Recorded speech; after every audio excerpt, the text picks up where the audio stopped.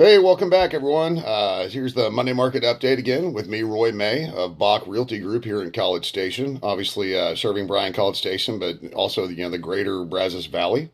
Before we dive into today's market update, I personally would like to express my gratitude to all of those who have served and continue to serve our great nation.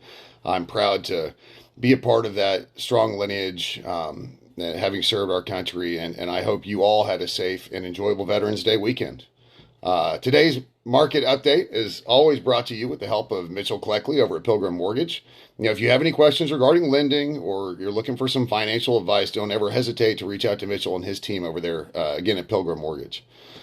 So all that said, let's go ahead and dive into this week's update. CoreLogic's home price index revealed a 0.3 increase in home prices from August to September, and that's marking the fifth consecutive month of hitting new all-time highs. CoreLogic's conservative forecast suggests a 0.1% rise in October and a 2.6 increase in the coming year. Black Knight's data mirrored this thread, reporting a 0.4 surge in national home values in September, and that's hitting new records for the fifth straight month. And while that may seem surprising, obviously, in the economy that we're in, the continued lack of inventory at a national level will continue to drive the cost, just like in any simple supply and demand curve.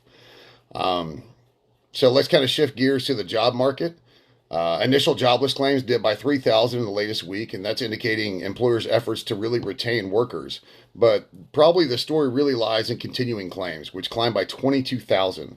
This marks the seventh consecutive week of increase, with over 1.83 million individuals still receiving benefits after their initial claim.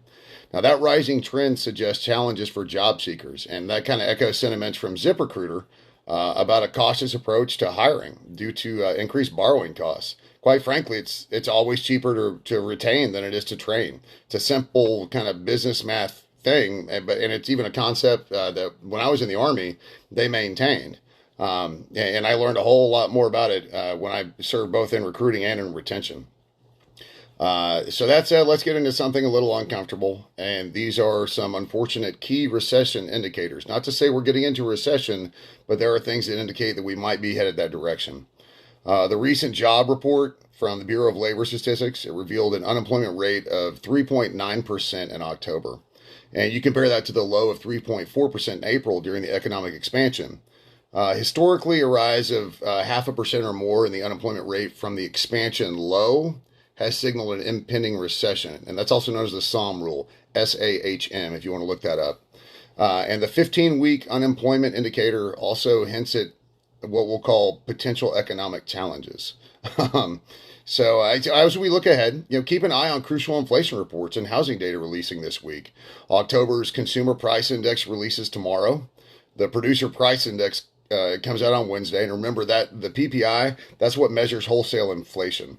Housing data will also make headlines, starting this Thursday with an update on home builder sentiment for this month, and that comes from the National Association of Home Builders. October's housing starts and building permits, that reports out on Friday. And then also look for November's manufacturing data from New York and Philly regions. Those will be Wednesday and Thursday, respectively. October's retail sales will be released on Wednesday, and the latest jobless claims on Thursday. And again, the jobless claims is one that you always want to keep an eye on. And if you've been keeping up with this, you understand kind of the differential or the difference between new jobless and continued jobless claims. So those are things to keep an eye on because the labor market has a massive impact on the overall economy. So I know that kind of seems like a whole lot of gloom and doom, but quite frankly, I'm just here to give you the numbers and try to update you. As always, again, a big thank you to Mitchell Cleckley, Pilgrim Mortgage, for helping us put together this kind of really, well, I think it's valuable market information. And if there's anything we can do for you here at Bach Realty Group, don't hesitate to reach out. Whether it's because it's time for you to engage in the market, or you just want to know the current state of things and how the current market impacts you. So I hope y'all had a wonderful weekend. Again, happy belated Veterans Day to all those veterans out there who served. Proud to call y'all brothers and sisters in arms.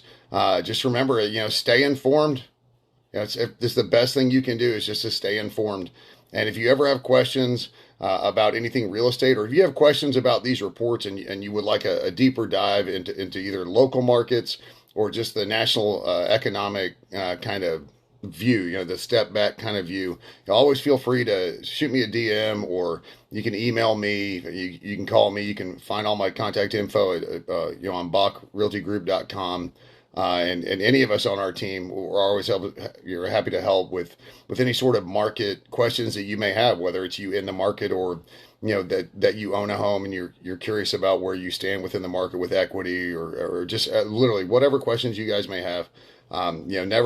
Never hesitate to reach out. I'm always happy to help, and I'll be the first to tell you that if I don't know an answer, I know how to find it. So maybe every once in a while, if you ask a question I don't know, we both get informed, and then with greater information, we're able to make greater decisions. So again, like always, stay informed. It's how you make the best decisions, and I hope you'll have a wonderful week. So we'll see y'all next week.